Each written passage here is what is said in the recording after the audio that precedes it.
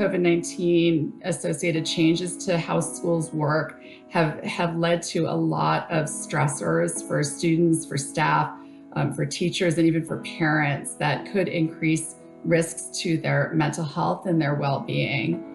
Teachers are feeling the stress of worrying about their own health while also trying to learn how to teach remotely or to teach to a combination of in-person and remote students. We recently did a survey of parents of children ages 5 to 12, and we found that compared with parents of children receiving in-person instruction, parents of children receiving virtual only or combined instruction more frequently reported that their child's mental and emotional health worsened during the pandemic, and that their time outside, time in person with friends, and physical activity all decreased. Parents of children receiving virtual only instruction more frequently reported problems for themselves as well, including their own loss of work, conflicts between work and providing childcare, emotional distress, and difficulty sleeping than did parents whose children were receiving in-person only instruction.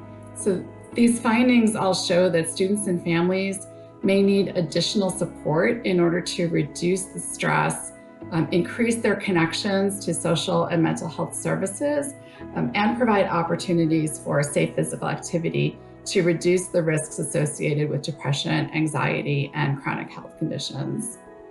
We know that reducing the spread of COVID-19 in schools requires a combination of effective and strictly followed prevention strategies, things like universally and correctly wearing masks, physical distancing, reducing mixing between classrooms or groups of students, hand hygiene, classroom cleaning, and limiting in-person extracurricular activities.